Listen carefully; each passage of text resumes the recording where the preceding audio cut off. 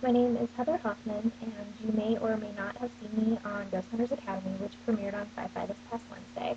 I wanted to take an opportunity to discuss a little bit more about my background, about my thoughts on paranormal investigation and mediumship, and the way that those two can interact. So let's talk a little bit about my methods of paranormal investigation. Of course, I am always still growing, always still learning, always finding new things that work or don't work. As with anything in life, it is a process of trial and error and self-discovery. Um, so basically, the culmination of where I am now and my views on paranormal investigation now are the result of my past experience.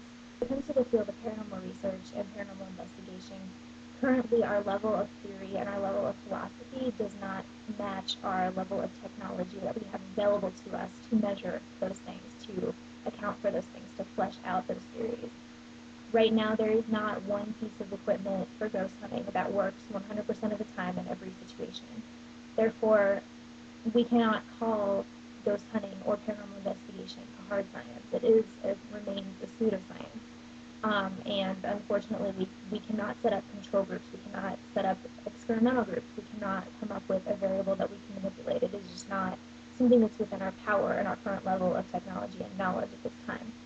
So therefore, what is crucial in paranormal investigation to bring credibility and validity to the field is the application of as many scientific principles as possible to what we are able to do and within the bounds that we currently have. One of those principles that's especially important is to remain unbiased.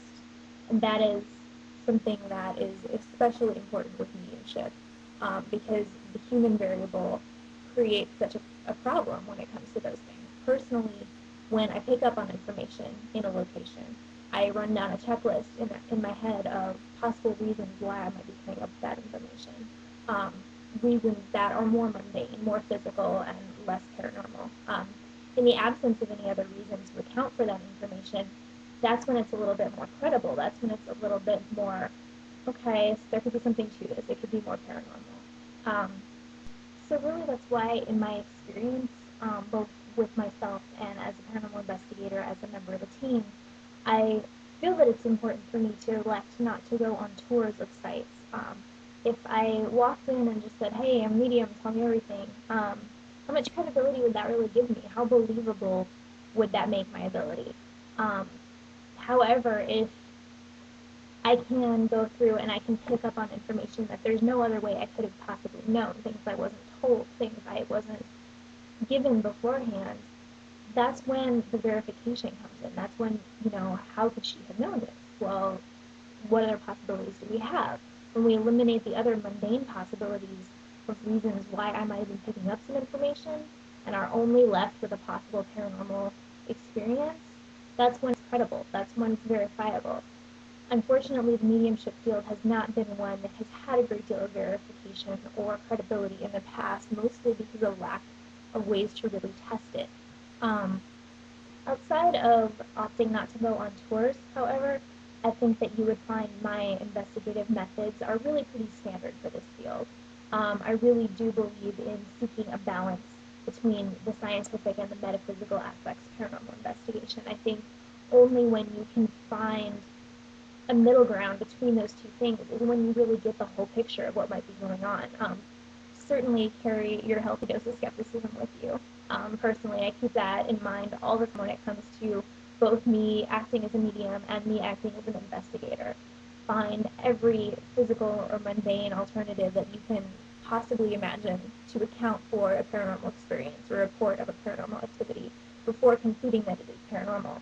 Because again, when you are left with an absence of alternate explanations, that's when it's more verifiable, that's when it's more valid. And ultimately, true skepticism is not about disbelieving everything you hear to the exclusion of all else. It is about the ability to alter one's perception, to alter one's opinions in the face of other evidence. So my goal then in going on Ghost Hunters was the hope to find a bit of a bigger form that I might not have had on my own in order to find more of a balance between the metaphysical and the scientific aspects of ghost hunting. I wanted to bring a little bit of a different background, a different perception and range of experience than they've really worked with before. Certainly not to say, oh, well, this is the way things are and I know everything and you have to cater to my needs. That was absolutely not the intention. The intention was to say, hey, you guys do things in a really pioneering, trailblazing way. My experience has been this, so allow me to bring in what my experience has shown to fuse somehow with what your experience has shown, and maybe together then we can capture the real picture of what's going on. We can capture a more accurate picture of paranormal activity or possible paranormal activity. And as always, I am ever growing and ever changing, finding out what works and humbled by what doesn't work. And I have enough confidence in myself and in my ability as a medium to say, okay, throw me into the fire, put me to the test. I recognize that mediumship does not operate 100% accurately 100% of the time, and I'm not afraid to be wrong because I feel like my past experience has shown that I am verifiably accurate most of the time. And that confidence is what makes me willing to say, okay, I will stick my neck out there and be the one to be put to the test. Throw me into the fire. And maybe through doing so, I can bring some type of validation, some type of credibility to mediumship, to paranormal investigation, and the ways in which those two can interact and come together. I certainly never expected to walk in and be catered to have everybody change their methodologies in favor of mine. Absolutely not. I did, however, have the hope that a fusion could be found, a synthesis could be found between two different angles. Because really, when you get into the territory of where belief and faith meet science, it's tricky. And finding a balance between the metaphysical and the scientific is not something that's going to be easy. But it is something that on my path